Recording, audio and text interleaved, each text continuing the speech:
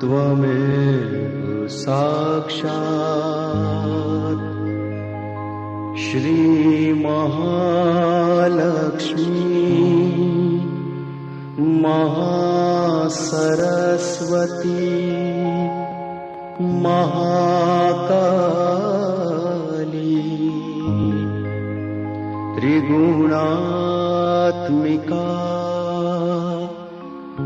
कुंडलिनी साक्षात् श्री आदिशक्ति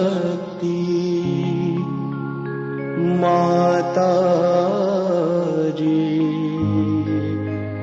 श्री निर्मला देव्यै नमो नमः।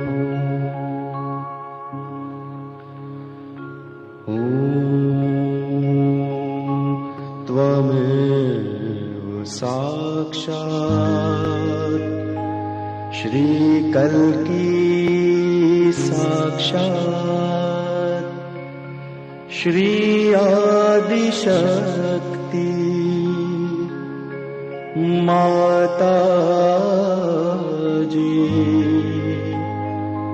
श्री निर्मला देव्यै नमो नमः। ॐ त्वमेव साक्षात् श्री कल्की साक्षात् श्री सहस्रार स्वामिनी मोक्ष प्रदायिनी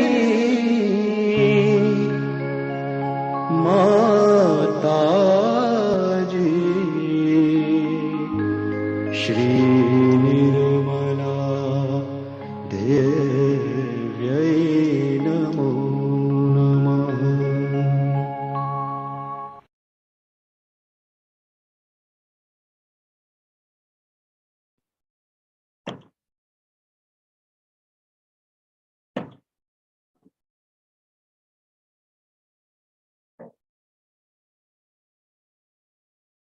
Hello everyone, my name's Tyrone if you haven't met me already, and welcome to day 14. Today I'll be hosting with Leah, who will be jumping in shortly. And yesterday we were covering the subject of collectivity, which relates to this chakra here. And today we're going to be talking about forgiveness, which is an aspect of our Agya chakra. Are you there, Leah? Yes, hello, Sarot. Hey, Leah. Good to see you. How are you doing? Yes, good to see you. Good to be back here with everyone. Yeah, absolutely. And what a great subject we had for today.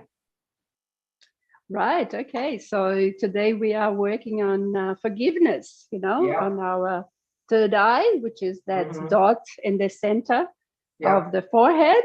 Yeah. And we've got some really special guests and some live music. So really looking forward to our session today. I just felt like saying, for me, forgiveness is almost, it's like freedom in a way. Forgiveness really sets us free because in our head, we can get two really nasty things happen. I think one is anger, more on our ego, and the other is guilt. And forgive in our conditioning when we think a lot of the past. And forgiveness can set us free from both of those things. And sometimes we focus on others a lot in our head. And forgiveness lets us let go of others and actually put our attention on our spirit, because if we're angry or guilty, we can't see our own spirit. So it's really just freedom to let go of all that stuff that's weighing us down and connect with what's important. Yeah, absolutely, totally. I have this really beautiful recollection of when first starting meditating with Sahaja Yoga, and really needing to learn about forgiveness. Mm-hmm. And one of the great things that was learned with you, Tyrone, presenting the meditation in Subiaco in Perth, Western Australia, was that you said, it's really important to forgive, and often it's harder to forgive ourselves than it is to forgive others. And when we forgive others and we forgive ourselves, it's like breaking the chains that binds us to the past. And for me, that was very profound. So therefore, every time when meditating and also when presenting meditation, we sometimes can feel when we're meditating with others, sometimes we can feel a little pressure on the head or like a slight headache coming on. So therefore, I myself, like many other yogis, we often recommend when we are meditating, if we feel that we are bombarded with thoughts, and sometimes if we feel a little pressure on the head, we can just silently from our heart say, I forgive, I forgive. And the more we say, I forgive, the less thoughts we have, the deeper we go into meditation. So for me, right at the beginning, when, starting meditating with yourself and others, the collective, that for me was the major learning that is being carried through, to every day, to today's everyday life as well. And in any situation, in any instance, even sometimes when you're talking with someone and that person may be having a bad day or is a little bit angry, if you just look at that person with love and compassion, and in your heart, silently, as you're listening to that person, you say, I forgive. You can also say, Mother Kundalini, please forgive this person. Straight away, the ambience changes. So forgiveness is a really powerful mantra. Yeah, it's, yeah, absolutely. Shall we invite Alex to join us? Yes, absolutely. Let's have Alex join us, because he will be able to take us through that forgiveness process in much more details. Hello. Welcome, Alex. Oh, hello. Nice to see you both. Yes, good to see you. So we've got yourself, Alex, and we've got Kez, who will be joining us a little later on. Is that correct? Yeah, we got Kestutis joining us, and Jakub. Yeah. And Jakub, a musician. Maybe we should keep all that as a surprise, eh? And you can take us through it. Oh, sure. But before we do, if we have anyone who's joining us for the first time and would, as an option, if you would like to be taken through just a brief introduction and an introductory meditation by myself in a breakout room for 10 minutes. It looks like we're doing a poll. Yeah, okay, I was going to suggest we raise our hands, but instead, if we answer this poll, we'll see if anyone, this is the first session. And with these polls, everyone gets to see the answers.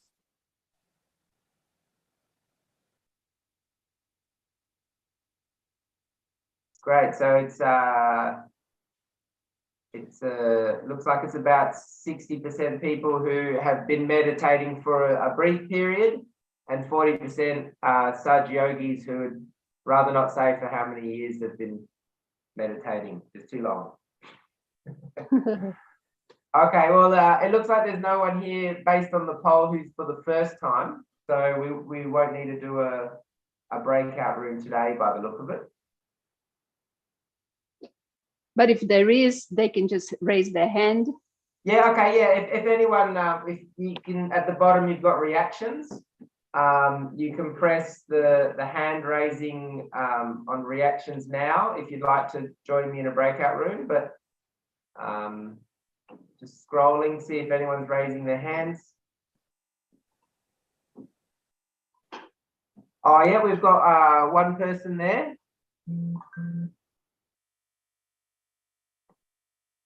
Yep. Okay. So I'll join them in a breakout room, and we'll come back and join you in about 20 minutes time. Fantastic. Looks like we have Enjoy. someone else too. Great.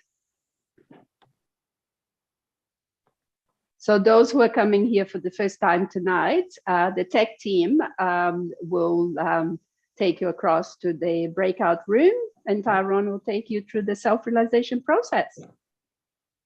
Then you can come back and enjoy the music and some of the presentation and Srimatiji's talk with us. Yep. So I'll just wait for tech support to move us across. Yes. Oh, there we go. Right. Easy. And in the meantime, Alex, if you like to, maybe we start. I will just wait. Oh, there he goes. Oh, Yeah, we can start with raising the Kundalini and taking Bandhan. oh, should I show them or? Yes, if you'd like to show, in case anyone is still a bit unsure. Of course. So yeah, how we raise the bandhan, if you've just forgotten, you just take your left hand just outside where your belt line is, and you just take your right hand and just rotate it around in a clockwise direction from the inside of our body outside. We're just rotating the two hands up to the top of our head, and then we just take one knot, and then we do it again, raising the left hand, rotating the right hand, and then getting to the top of the head and take two knots. And then we do it again. Top of the head, taking three knots. And then we do the second part, which is giving ourselves a bandhan. We have our left hand on our lap, palm facing the ceiling. We just take our right hand and then we just make an arch. This is the bandhan. And then we bring it back over the other direction. And that's one. We do this 7 times.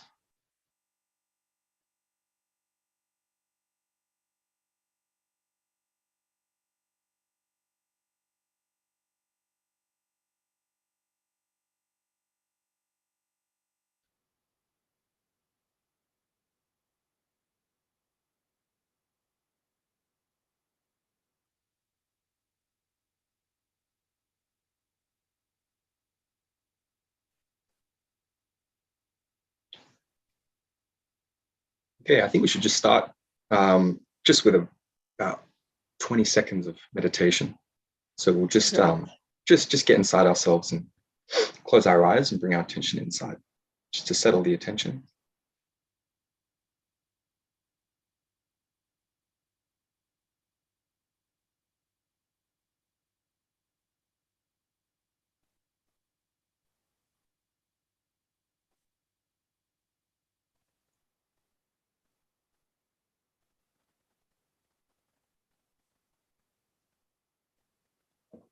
Okay, so today's presentation, we got myself. My name is Alex. I've been maybe a different perspective of Sahaja Yoga. I've been doing Sahaja Yoga pretty much my whole life. I was born into Sahaja Yoga, so my perspective is a little bit different. I never came to a course like this and found Sahaja Yoga. I was always kind of doing it as a toddler. So a bit of a different perspective today. We also have Kestutis joining us from Germany and some music from Yaku. So I will be doing a little presentation. We also got, there was Kes. How you doing, Kes? Hi, Alex. Very good. Great to see you. So we'll just begin with the Kestutis. He's going to do a presentation and talk about forgiveness. And then so I'll just hand it over to Kes. Thank you, Alex. So hello, everyone. Good evening, I suppose, as most of you are located in Australia. I'm joining you from Berlin, so it's still an early afternoon over here, but it's very great to be here with you digitally. a bit about myself. So my full name's Kestutis. If you find it too hard, you can simply call me Kes. I've been practicing Sahaja Yoga for a few years now. Similarly to Alex, I received my self-realization as a child when I was around 5-6 years old. And I've been meditating since then, pretty much. And today we will look into the qualities of the Agya chakra, which, as Tyrone and Leah have already mentioned, are located on our forehead and represent the sixth energy center on our subtle system. So I'll just share my screen with you for the presentation.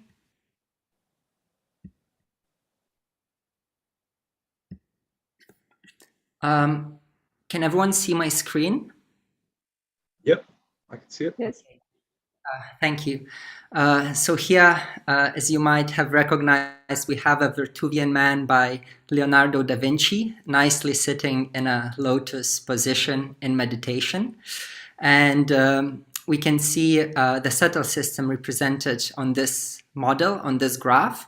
And we can also see the three qualities which relate to Agnya chakra, namely forgiveness, humility, and compassion. In the introduction, we have already covered forgiveness. Agnya chakra is pretty much all about forgiveness. It's the main tool that we have at this level of our evolution, at this energy center, and we will dive a little bit deeper into it. Okay? So here you can see, you might be already familiar with a subtle system. On the right-hand side in yellow, we have the energy channel of action. And on the left side of the model, we have the energy channel of emotion, the energy channel of intuition. And interestingly, we can see that at the sixth energy center, at the Agnya chakra, these energy centers, they cross over. And what does that mean exactly? So the left energy center goes to the right side of the brain, whereas the right energy center, the center of action, corresponds to the left side of the brain. And curiously, this is in line with findings, with scientific research findings in biology. There is this theory that stipulates that the right side of the brain governs our creative thinking, our visual thinking, whereas the left side of the brain is in charge of our cognitive, mathematical, and computational ability. And that is not to say that some of us are strictly right-brained, whereas the others are strictly left-brained. No, not at all. As you know, our brain is very interconnected, and it kind of functions in a holistic manner. But what's important here is that in Sahaja Yoga, the right side of the brain corresponds to our superego, which is in charge of the qualities of the emotion channel, and the left side of the brain, which is our ego, governs all the energy that comes from the energy channel of action, from the channel of activity. And as you can see, the right energy channel in yellow relates to future, hence ego, whereas the left energy channel, the blue energy channel, relates to the past, hence our emotions and creative abilities and intuitive capabilities. Also, I would like to bring it to your attention, if you have any questions or remarks, do not hesitate to unmute yourselves at any point and just fire away, interrupt me. Don't feel shy. Really, it's this presentation is really for sharing. It's thanks to Sahaja Yoga that we have this knowledge. So if you have any questions, by all means, please feel free. Okay, moving on. Qualities. So forgiveness, essentially, Leah has already introduced together with Tyrone the quality of forgiveness, that it's such a powerful tool. And forgiveness is really not just forgiving the others or forgiving certain misdeeds that have been committed on you, but also forgiving yourself for your own mistakes and really liberating yourself and moving on. So essentially, when we manage to forgive, we are able to settle in this state of thoughtless awareness that we really seek. And also then we have humility, which is the opposite of ego. Humility is really addressing that others are really capable and respecting others. And also compassion, which is the opposite of the superego, which is, can be quite destructive when you dwell too much in the past and you develop toxic emotions. That is not good for everyone. But if we really manage to develop compassion at this level, then we can relate to the struggles of others and we really grow in our love. And here we have a quote by Sri Mataji Nirmala Devi, the founder of Sahaja Yoga. And this quote obviously relates to the ego, so I'll just quickly read it out. So, we always see the ego of another person, never of our own. We never think that something is wrong with us. We always think that something is wrong with the other person. This is the first sign of the ego, that you never see your ego, what is wrong with you, how you behave, how you treat others. What do they think about you? So it's very nicely described, this toxicity of the ego. So really, humility is the complete opposite. So if you read this paragraph, so humility would be really, recognizing what's wrong with ourselves and recognizing the beauty and the good in others, and really introspecting to become the best versions of ourselves. Okay. And so essentially, our goal here is to free the ego, to break free.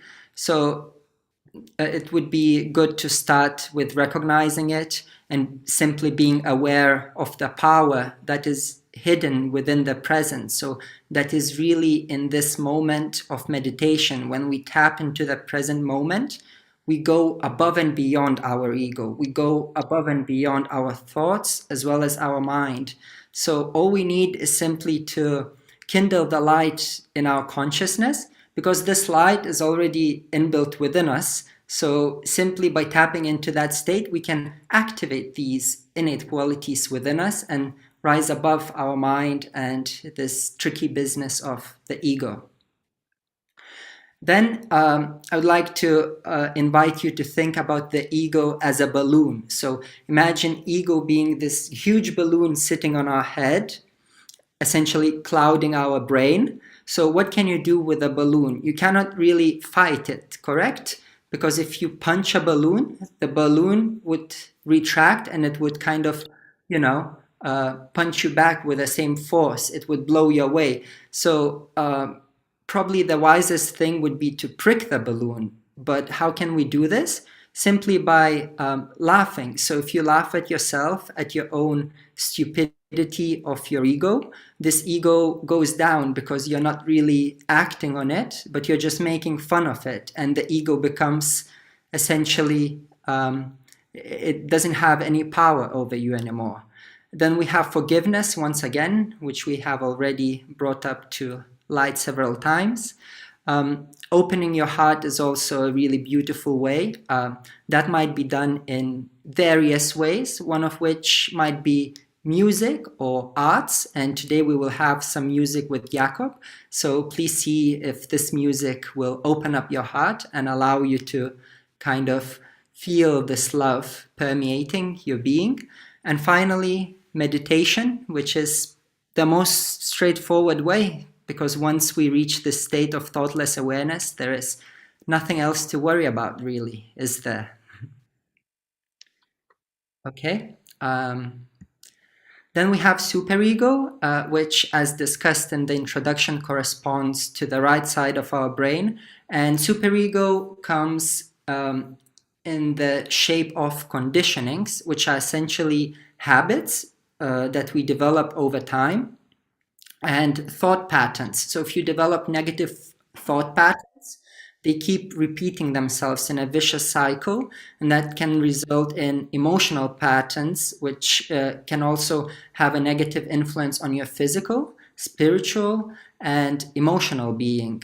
And all of these are based on past experiences. So really, if you manage to break the ego, you can use very similar tools as we see here to overcome the superego. So first, by simply acknowledging it, making fun of it, forgiving our emotions and letting them go, developing the witness state, which is also part of the fifth energy center that has been discussed last week, I believe, not reacting, which is part of the witness state, and finally, we have meditation and the state of thoughtless awareness. And finally, the most important quality that is depicted here is joy. Joy is such a beautiful quality. It's not really happiness. I would say it goes one step or a few steps above happiness, because joy does not have its counterparty, right? Because if you're happy, you can become unhappy. But if you're in joy, you're simply in bliss. There is nothing else. Joy is just this limitless state, the state of existence that stretches into infinity, and that really is just the light. For me, it's purely the light. And coming back to our Virtuvian Man by Da Vinci, another very important aspect that is illustrated here is the narrow gate that's located at the Agnya chakra. And why is it the narrow gate? So essentially, for us to enter into the state of thoughtless awareness, we need to cross the Agnya chakra, which is bounded on one side by ego and on the other side by the superego. So if you like, we're essentially on a tightrope and we're trying to balance ourselves out and to race vertically above our thoughts into the present moment. And this is a really beautiful passage from the Bible, Matthew 7:13. So enter through the narrow gate, for wide is the gate and broad is the road that leads to destruction, and many enter through it. But small is the gate and narrow the road that leads to life, and only a few find it.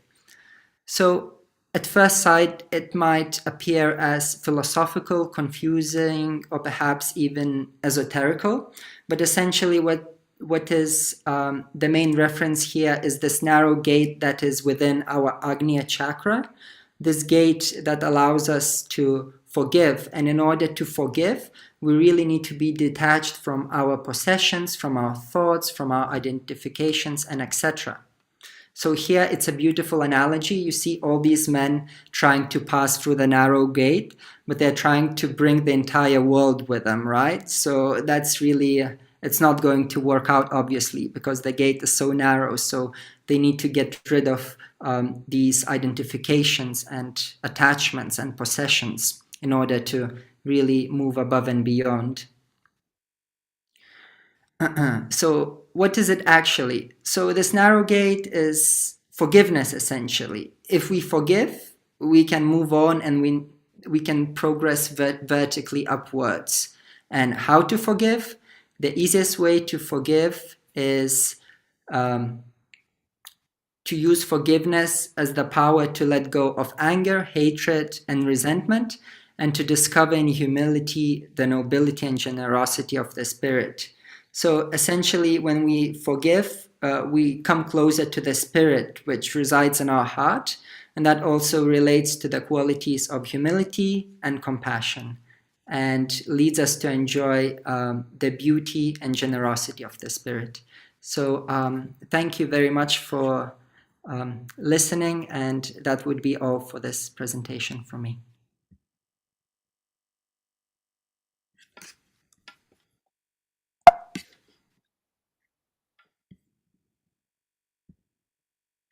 Thank you so much, Kes. That was a wonderful presentation. If anyone did have any questions, feel free to raise your hand.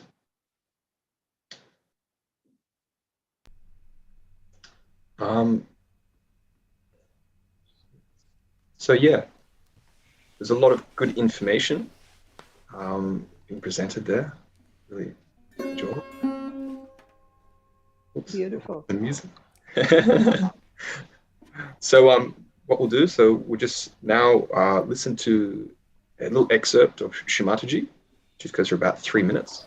So we'll just play that. Take team, excerpt 1.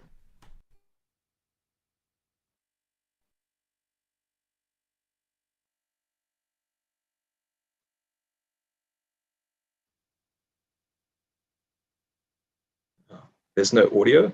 Could you please turn on the audio, please? Means so you don't need anything, just the Kundalini is there, and an enlightened person can enlighten.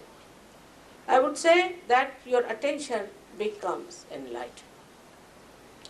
Means if this room is enlightened, you can see what's wrong with this room, what's the color of this room. In the same way, you start feeling your own chakras, you start feeling your own centers. And then you don't feel bad because you are out of yourself. You can see yourself. You see the whole drama of yourself. And then you say, Mr. Oh, I see now Mr. Ego is coming up on you. All right, go ahead. You just address yourself in quite humorous manner that, all right, you have been doing all this. All right, go ahead for a while and then you will know. Like one gentleman asked me very seriously, Mother, if I was Napoleon in last year, don't tell me. I said, but what makes you think that you were last life? What makes you think that you were Napoleon? He said, because my ego is too big, I can see it, and I can draw very well. I have a very good hand for drawing. And he too had it. I said, now, rest assured you were not Napoleon. He said, thank God. Otherwise, I would have thought how much I have to fight with my ego if I was a Napoleon in last life. So it is, if I tell somebody you have ego, then you'll be punched. I mean, you cannot get out of it. But when you start seeing your own problems, then you know that you better get rid of it. For example, if I have some black spot on my shawl,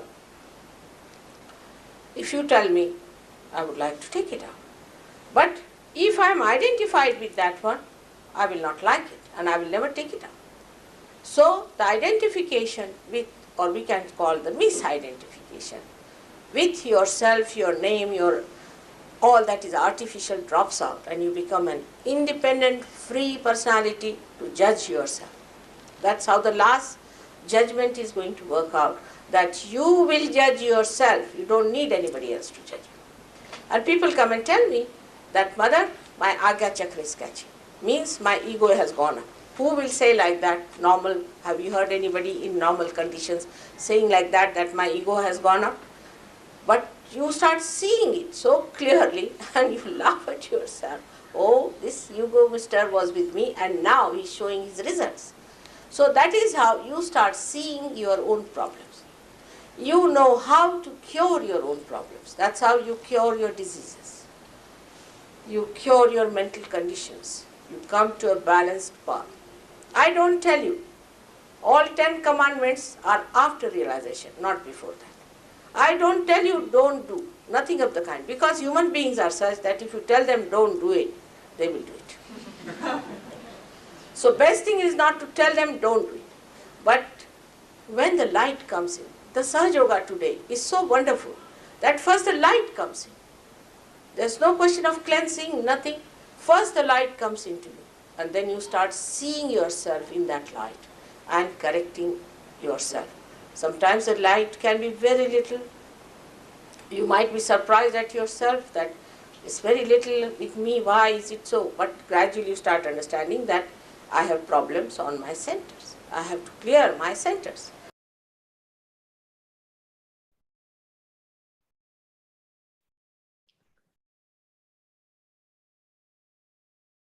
So, so that was a little excerpt from Shimataji. Now I'll just move on to my little presentation. So I'll just share my screen. Share screen.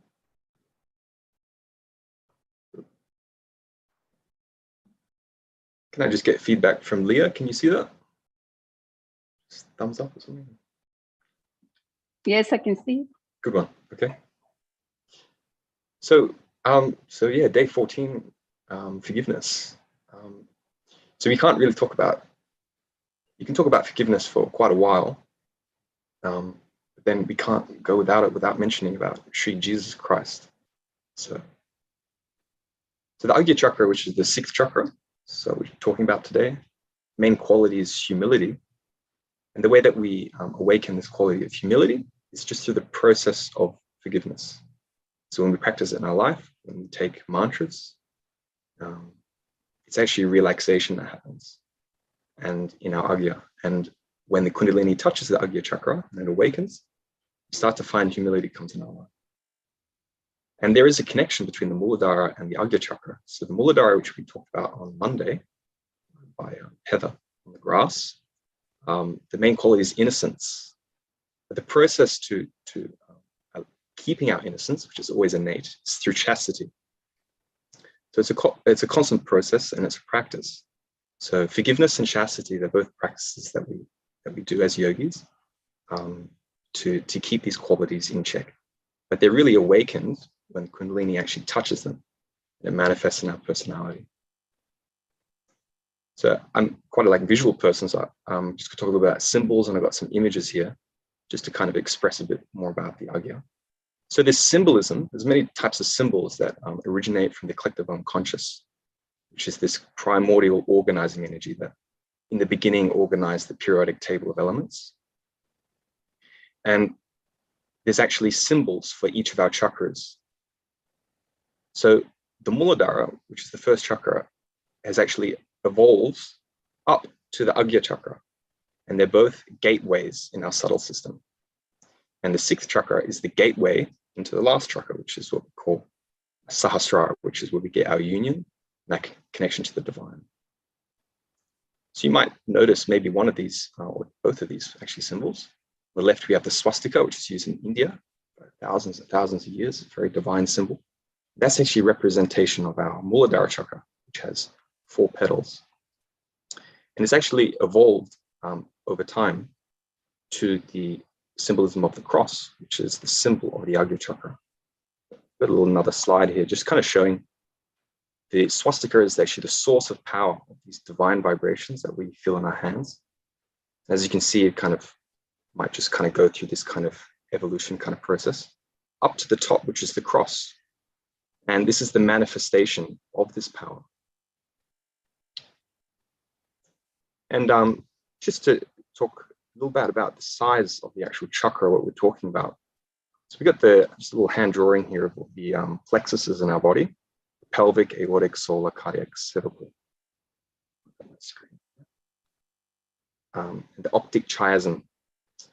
So you can see the pelvic plexus with the Muladhara, the 1st chakra, the relative sizes, and it gets a bit bigger to our Swadhisthana, which we talked about on Tuesday.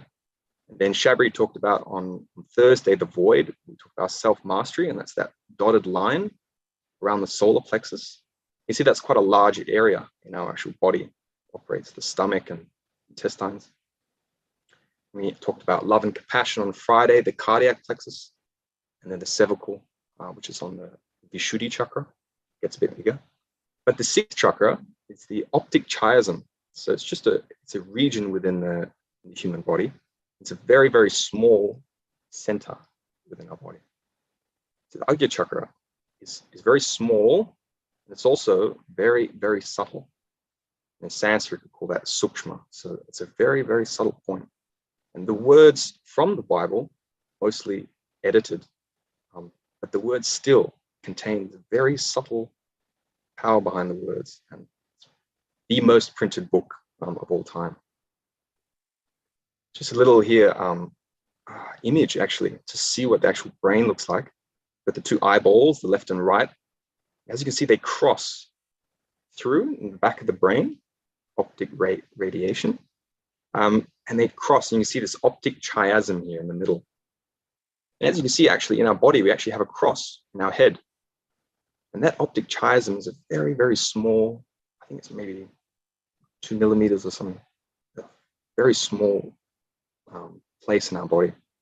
And when this Kundalini touches, it has to actually go through physically, has to actually open up this center. And they kind of, as Shamaji has described them, you got two fingers, and when it relaxes, you kind of see my eye through the middle, and it's a very, very small point.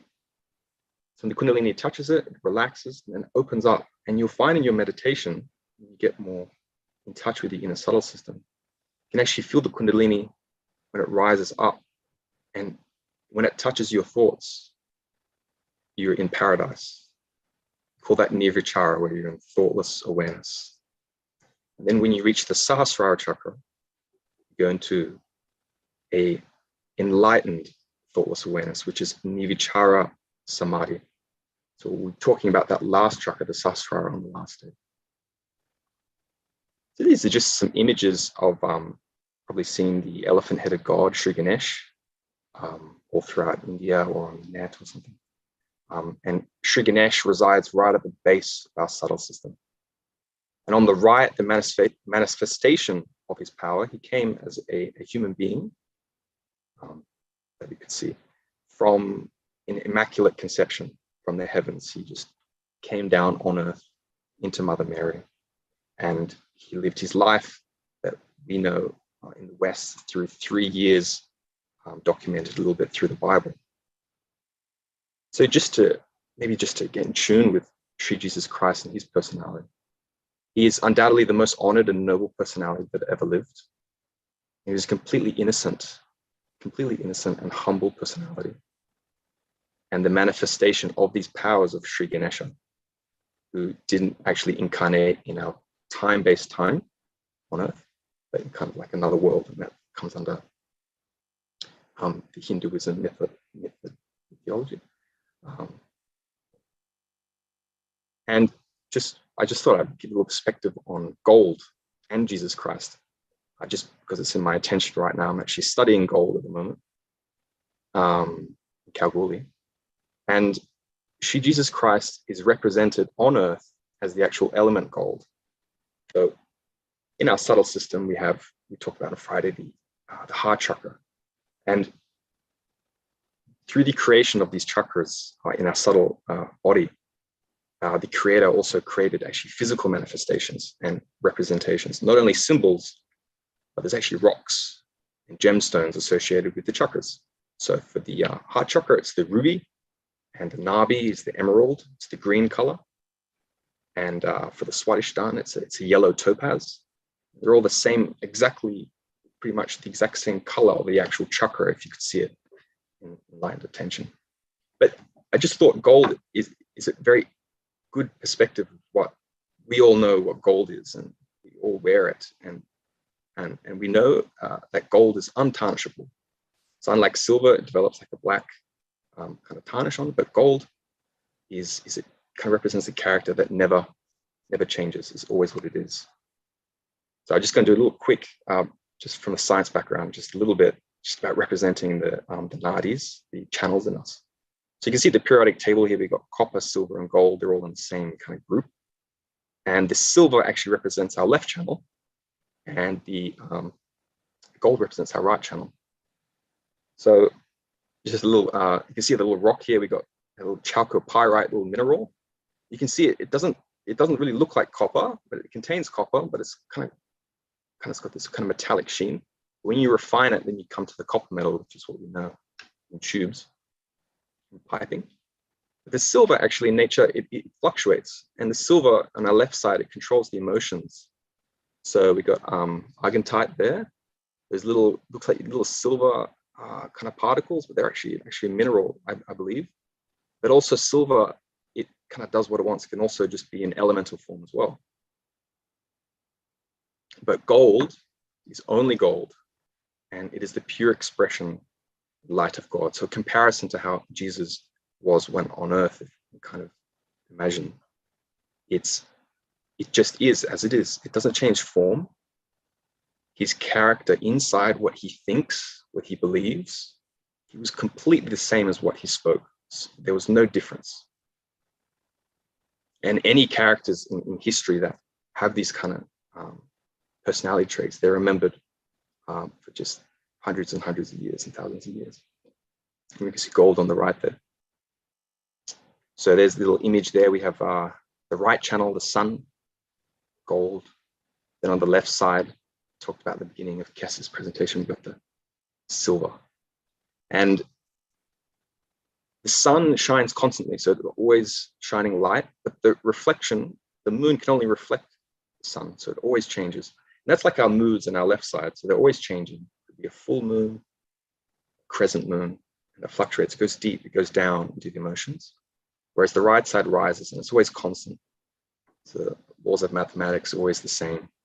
And Jesus, and in what he spoke, it was his light. He's the expression of the light of consciousness of God. So these are just some symbols. Just got the sun, gold, the cross, and also the candle.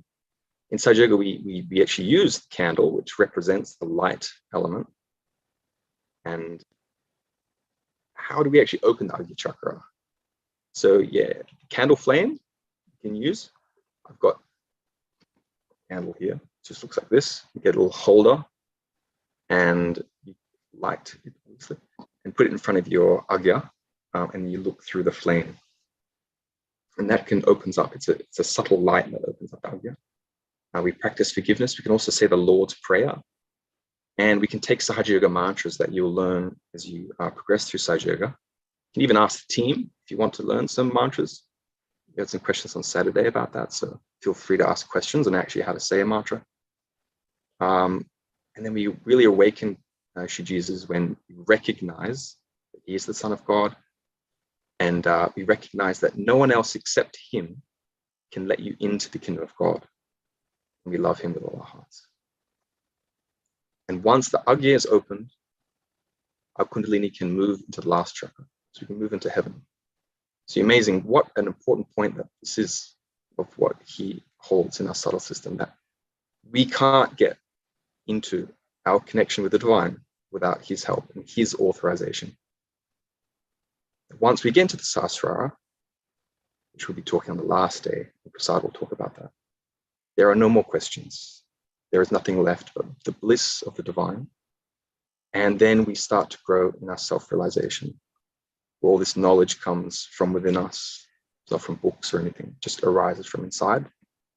Because our Sahasrara is open to this divine energy and it comes through into our Sahasrara. But more on that at the end. And I think maybe tomorrow we might talk a little bit about that. It says morning meditation on the schedule, day 15. Not sure if we'll mention a bit about that, but definitely on the last day, we'll talk about integration of the last chakra. So the green pastures referred to in the Bible as heaven. It's the Sahasrara. We only need to pass through the Agya.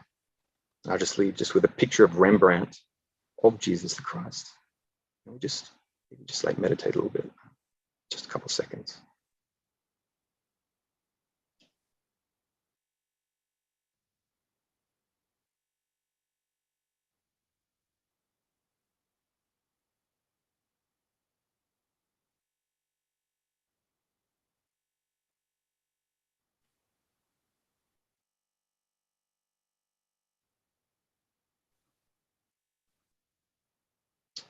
Okay, so that just ends my little presentation there on the just a little bit different perspective, a little bit of science there, trying to express the left and right side of Jesus Christ.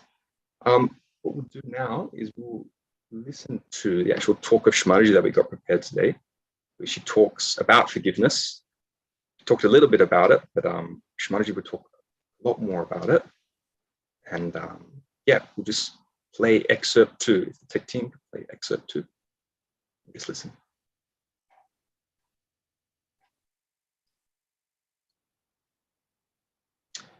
Just, yep, audios.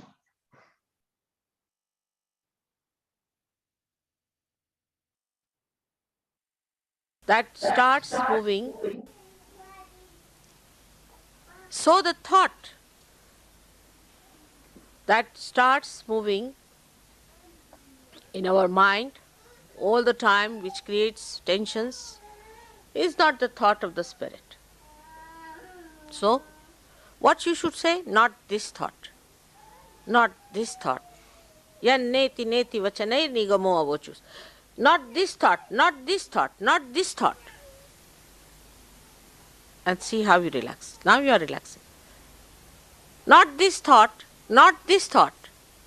Just go on refusing, accepting any thought. So you go into nirvichara. In that state, you feel the spirit.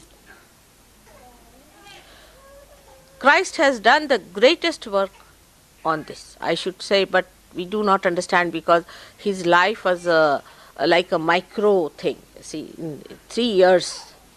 So we have to open it out a little bit and see what he did. He has given us the greatest weapon of forgiveness. When you forgive a person, what do? You accept the situation to begin with.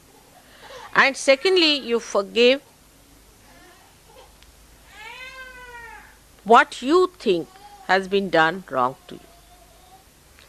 But because nothing can be done wrong to your spirit, you just forgive because you are the spirit. And when you forgive, you have found that your tension goes away. So even to your thoughts, if you say, all right, forgive this thought, because thought is also not to be punished. Forgive this thought, forgive everything. Not forget, forgive. Because then you will even forget that you are the spirit. But forgive all the thoughts that are coming to me. Just go on saying this is a mantra. What is a mantra? Is that power of the word that expresses spirit.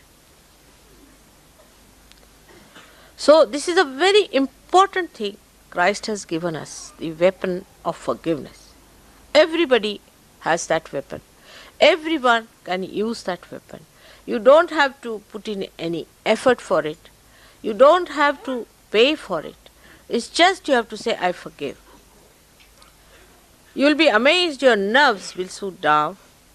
This tension, this pressure of these modern things will be reduced if you go on saying, I forgive them.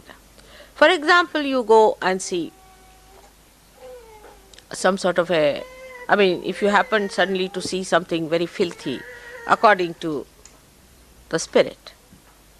Maybe it is very exciting according to normal human beings, but we are abnormal people. And for us, if we find it rather ugly, then the best thing is to get over is to say, I forgive. Because they are ignorant. They are blind. They are not yet there where I am. I am the one who is at the source of enjoyment, at the source of peace, and while these are not, so I forgive. And you'll be amazed that this forgiveness that Christ gives works out. Vichara Shaithilya is the relaxation of the thought. Now this opposite movement that you have to move, first of all, should start at this point today from forgiving others. Now what happens when you forgive someone? That means you do not react. The power to react to somebody's injuries, insults is finished. And when that power is finished, you become a powerful person. Because nobody can now overpower you. Because nobody can kill you. Nobody can hurt you. Nobody can do anything to you. But it is not, again, I'll say, shamelessness. See, people can think that it is shamelessness. So, if somebody says to you something harsh and something that is wrong, you do not accept it. But supposing I shout at someone, the bhoots run away. You have seen that many a times. I have to shout at people, so bhoots run away because they react and they just run. But the spirit shines through. So, in Sahaja Yoga, one has to understand that it is just the central path, it's just the balancing thing which is important. It's not an extreme of anything.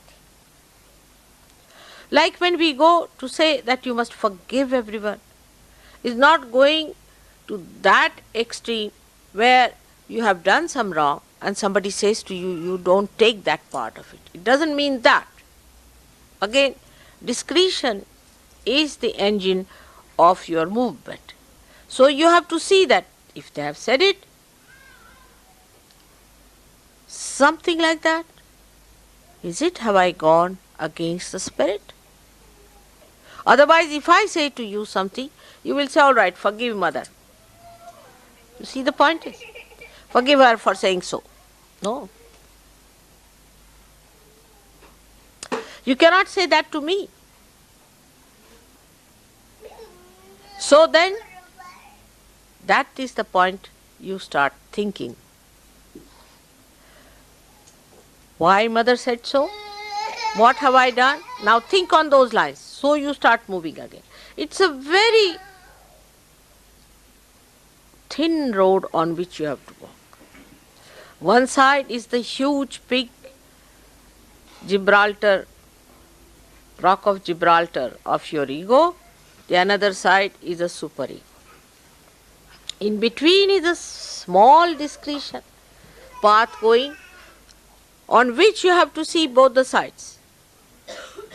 Whether you are hitting yourself with the rock of Gibraltar or falling into the valley of superego, you should see that you are using your discretion. So, the another thing one has to remember, that whatever you are doing before realization is to go to extreme. For example, now you start some sort of a movement. You say we'll have classical things. All right. Then you go so classical that it becomes mechanical. Now you'll say give up. We'll start anti-culture. So you go to another side that you become primitive. Till you have reached the end of it and learnt a lesson of your life, you do not return. But in Sahaja Yoga, it's a very slippery road on which we are walking. And there you have to see that it's not your ego and it is not your superego. So discretion has to be used very much, and the balance in this movement, which we need not use otherwise. Till we are absolutely destroyed, we can go ahead with it before realization. But in Sahaja Yoga, as soon as you leave your discretion, you fall this side or that side. Now those people who are of high quality Sahaja Yogis take to discretion first. How far to go? Now for that, mother doesn't have to say, because you are the spirit. You yourself, you are the spirit. First of all, assume your position as a spirit and then move with it, that you say discreetly how far to go, how far not to go. Now that is one of the things that you have to become thoughtless by becoming a forgiving person. Most of the thoughts will drop out once you become forgiving.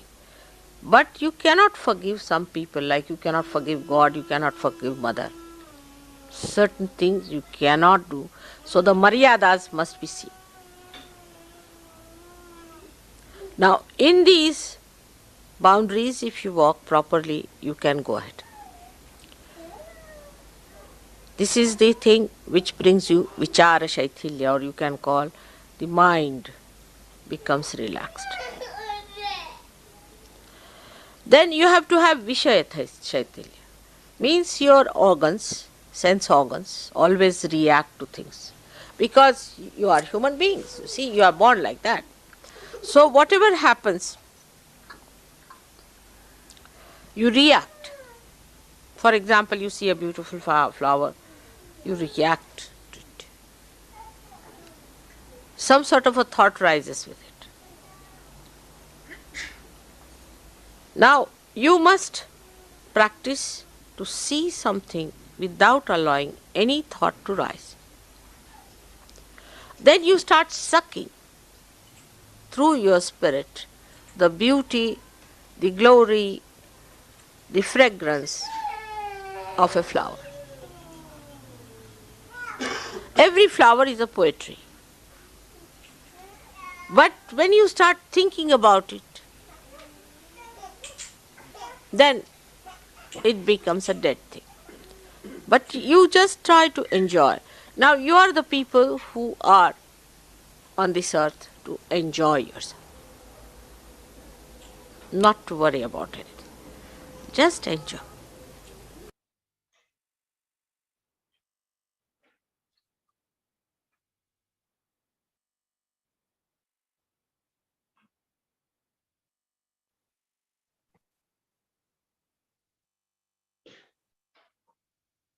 So there's a little video that we just play now. It's got some quotes from the Bible, from an Aramaic translation. And the audio, the music is actually the Lord's Prayer, sung in the original language, Aramaic. And yeah, we'll just watch that and have a little meditation.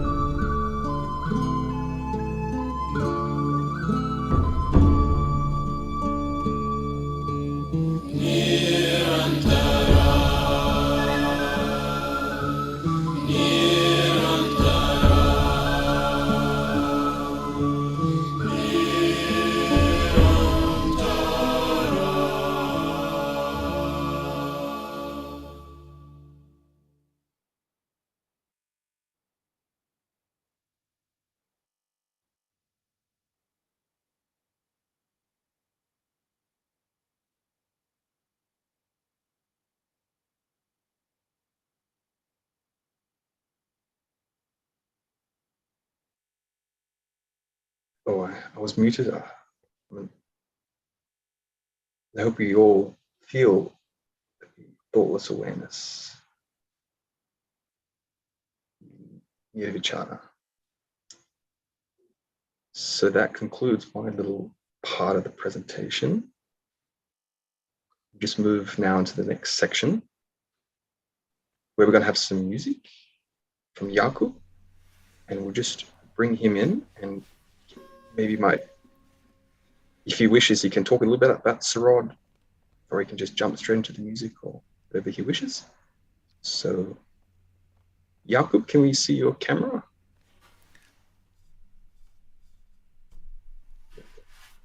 Hello, oh, there he is. Fantastic. Great. So we'll just, I guess Jakub, what would you like to do? Up to you.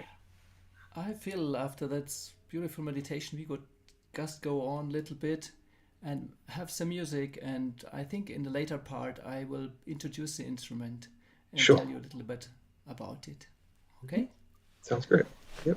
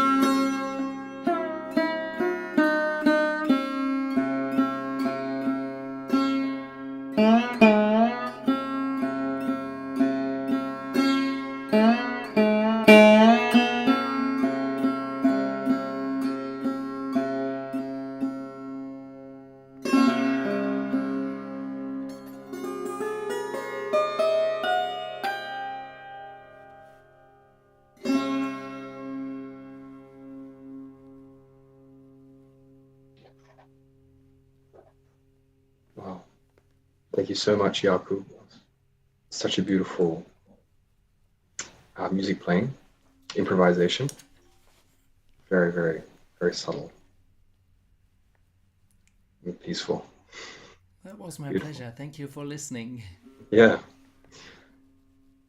Beautiful. So we have 34 people left on the Zoom. What do you think? Maybe Mitya, we might just play those carols. Perhaps it's just 2 minutes. They're a little bit hard to hear, but it's more the melody. And then we'll just finish with that. And then we'll go back to the MCs.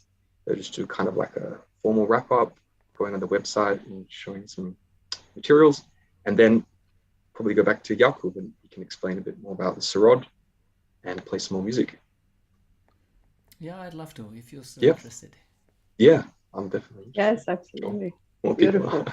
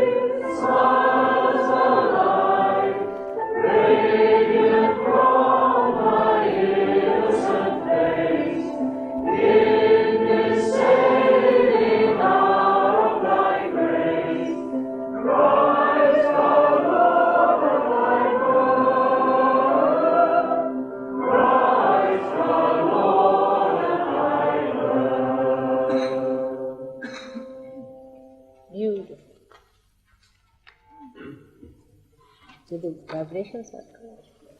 Just like mantras we do.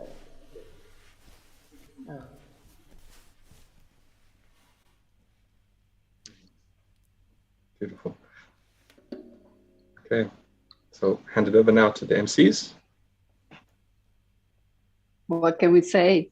Just a wonderful treat. What a beautiful lineup, wonderful music, live music played by Jakob. Thank you so much. It's really, yeah, you can feel the vibrations. It's like divine music, you know, as Srimataji said herself, in terms of music, it's just divine.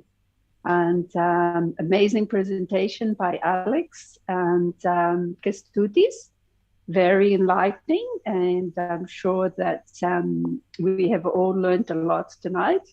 There was lots of aspects, and you know, learning about the gold was very interesting. And yes, very, very great, Alex. Wonderful insights and knowledge. Thank you, everyone, so much. And thanks, everyone, for joining us.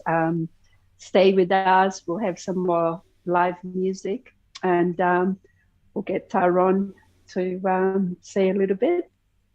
Yeah, yeah. And yeah, I guess I don't want to repeat so much, but yeah, thank you so much, Jakob, for the music. It was really beautiful. I'll just quickly go through the online resources that we have on our website, freemeditation.com.au. If you go to at the top menu, streaming and classes, and then you've got the Feb 2022. Now, if you just scroll down, we've got all kinds of resources there. There's a bit of a blurb at the top. These are the links each day. Then below that, we have links to our chat groups. And if we keep scrolling, there we have all the recordings of all the sessions we've had in the course. And then below that, we have resources. So here we have music, we have photos of Srimataji, and we've also got different booklets and brochures that cover everything that we've been talking about and more. So that's all there for you to explore. And before we say goodbye as presenters, we just say please join us again tomorrow, where we're just going to be talking about morning meditations, what to do for your morning meditations. So shall we all together raise our Kundalini, put a band of protection on our aura, and then we can continue meditating with the wonderful music from Jakob. So we just put the left hand inside the right hand, as we shown at the beginning. We always do this at the beginning and end of our meditation. Get to the top, tie one knot. Do it again for the second channel of energy. As we get to the top, we tie 2 knots.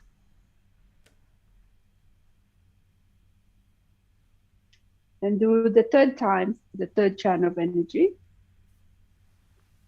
And then we tie 3 knots.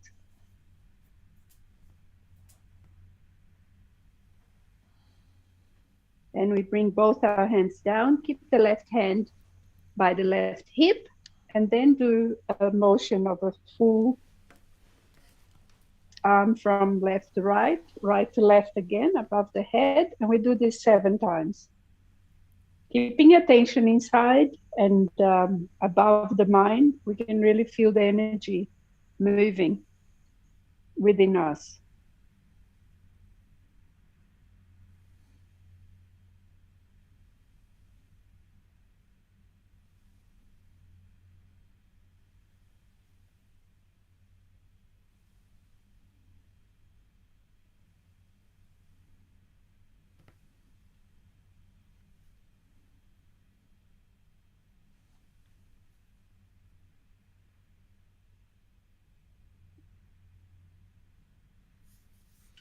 So again, we cannot reiterate enough how important it is to always raise our Kundalini and put a band of protection on ourselves as we rise in the morning, preferably before we get in contact with anyone else. Just raise our Kundalini, our attention, go into that state of meditation.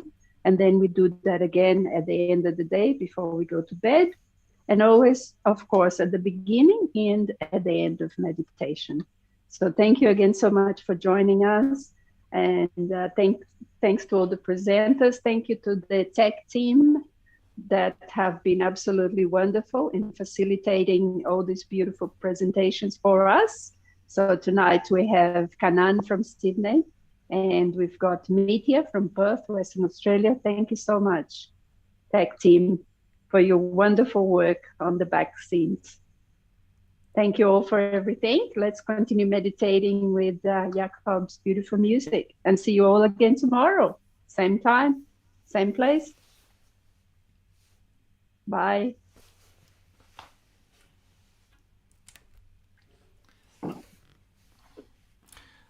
So as I promised, I will explain a little bit about this instrument and how I came across to play it. This instrument is called a Sarot. It has 25 strings and only 4 are played. It's those 4. Then there are 4 strings which are tuned to the raga that you are usually playing.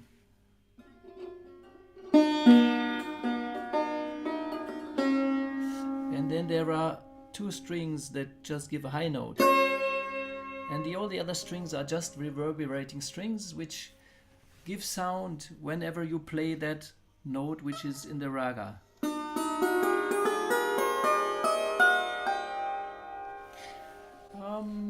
Around a long time back, I mentioned to happen to the brother of Sri Mataji that I am a potter.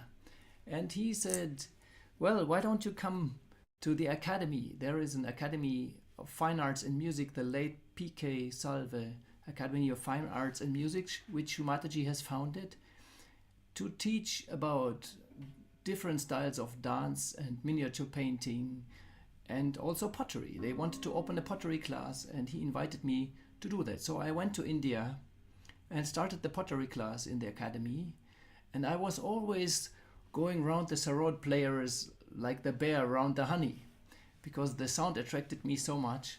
And one day I asked them, can I hold the instrument for a second? And they said, yeah, why not? And I took the instrument and I held it, and it felt like just this is the thing I've been waiting for. It's like a plug-in. So I went to the teacher and asked him if he would teach me, and he agreed to do so. And I had the chance to study Sarod for 4 months. And I have kept the instrument since, and I play it like entering my secret garden of music, and I play it sometimes. So what you have heard was just an improvisation, and the Sarod is tuned to a certain raga which is called Darbari Kannada, and I have stolen little pieces out of it which I integrated in my playing. So I'm not going to play this raga as a full raga which has very strict rules, but it was more kind of an improvisation around it. So I'm going to play some more if you like, and please enjoy. Of course, I want to thank you for the wonderful program and for being invited, which is a great honor. Here in Germany, it's very sunny and very stormy. And yeah, so I will play some more for you, and please enjoy.